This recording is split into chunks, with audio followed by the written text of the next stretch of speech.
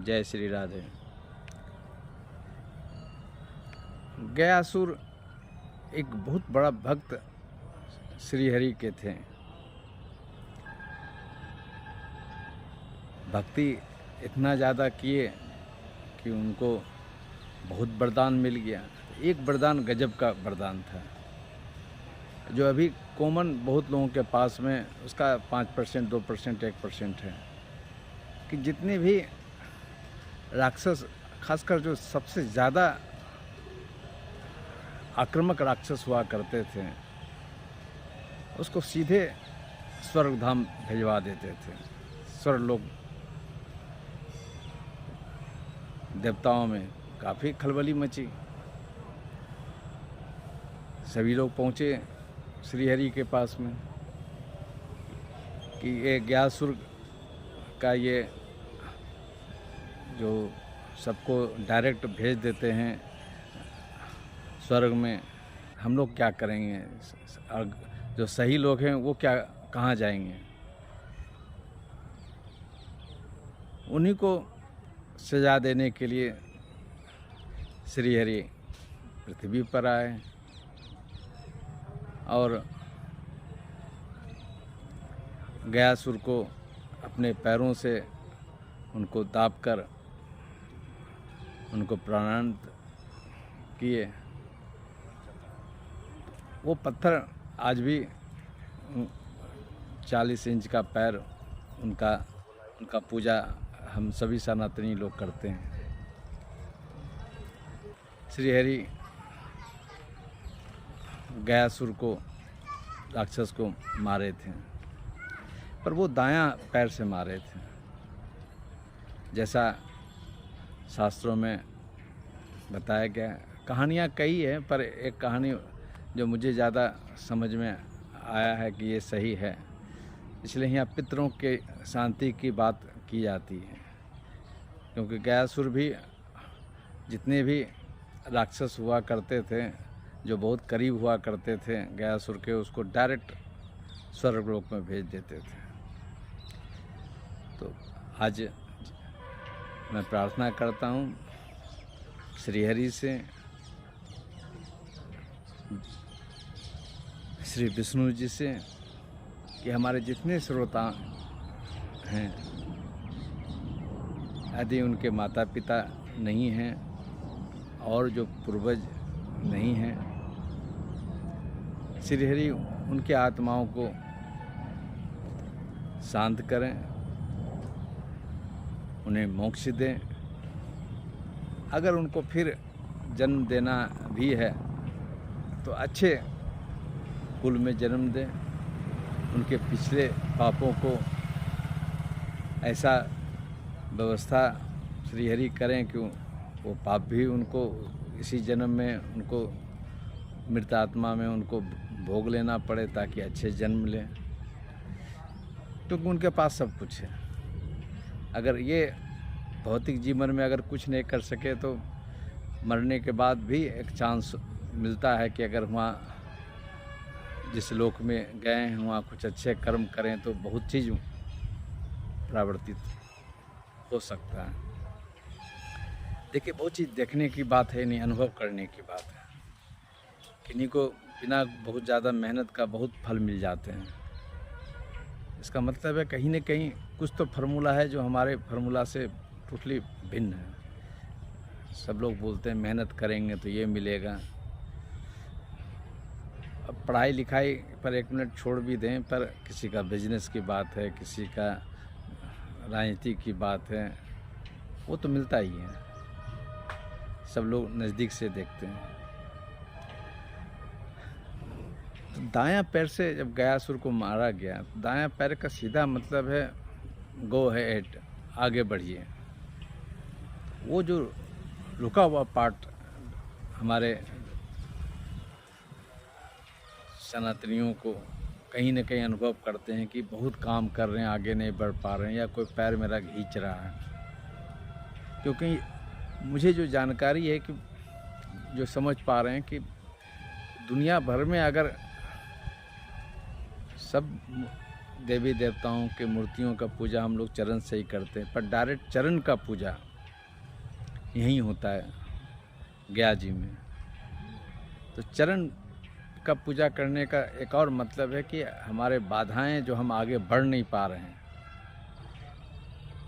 चरण का मतलब बृहस्पति ग्रह भी होते हैं, मीन राशि काल पुरुष का अंतिम राशि, उनका आशीर्वाद अगर मुझे मिल जाए, सब जगह कल्याण की बात है। अब वो कल्याण करने के लिए श्रीहरि हैं, इंतज़ार कर रहे हैं। शुद्ध मन से आप श्री विष्णु पद धाम में आइए, उनका चरण स्पर्श कीजिए, अपने जितनी भी बाधाएं हैं, जहाँ पैर आपकी रुकी हुई है, वो उनसे मांगिए, और साथ साथ अपने पूर्वजों के लिए, पितरों के लिए शांति की भी बात कीजिए, वो भी प्रार्थना आराधना कीजिए, उन्हें भी अच्छे जगह उनका प्लेसमेंट हो। अगर मोक्ष के अधिकारी हैं तो वहाँ उनका प्लेसमेंट हो, अगर फिर पृथ्वी पर उनको भेजना है तो कहीं न कहीं कुछ दयावान बंदा बना के भेजें, लोगों को कल्याण करें। जो गलती हो गई है वो गलती फिर अगले जन्म में नहीं हो सके। देखिए, चूँकि आदिकाल की बात है, तरह तरह के बातें कहानियाँ हैं, अलग अलग लोग इसमें अपने अपने काल खंड में बात जोड़ते गए, पर कहीं न कहीं तार्किक बात तो ये ज़रूर है कि चरण की पूजा श्री हरि की किया जाता है।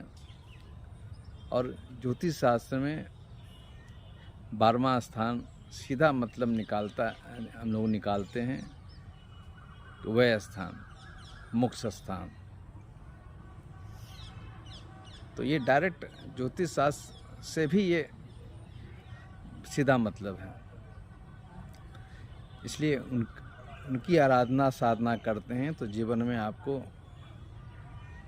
गजब का आपको लाभ और शांति सभी क्षेत्रों में मिलेंगे आपको। एक और बात जो बोलना चाहते हैं कि उस मंदिर में एक बहुत बड़ा बट वृक्ष है, कहा जाता है कि हजारों साल, सैकड़ों साल पुरानी बट वृक्ष है। बट वृक्ष का पूजा भी हमारे सनातनी महिलाएं लोग करती हैं अपने पति की लंबी आयु के लिए।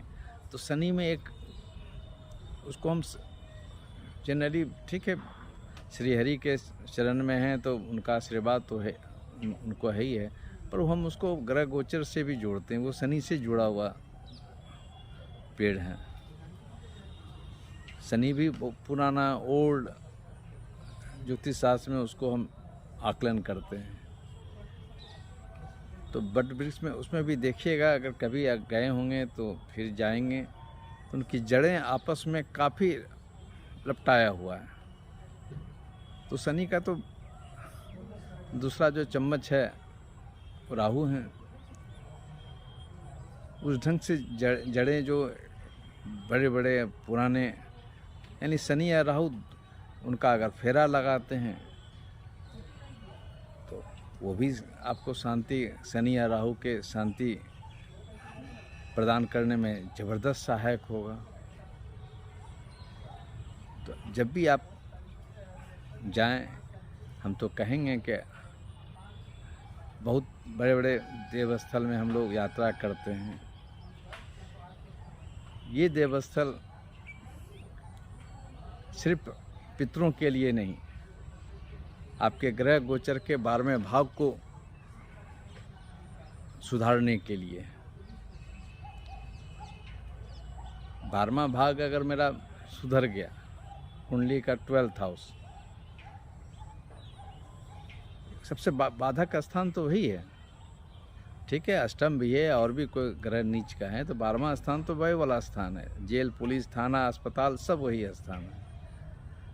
जितने विवाद है, जितने लिटिगेशन है, सब 12वें स्थान से है। तो श्री विष्णु भगवान के पद के चरण का आशीर्वाद कुछ भी मिल जाए, यही जीवन में स्वर्ग मिलने की बात हो जाएगी। इसलिए इस समय को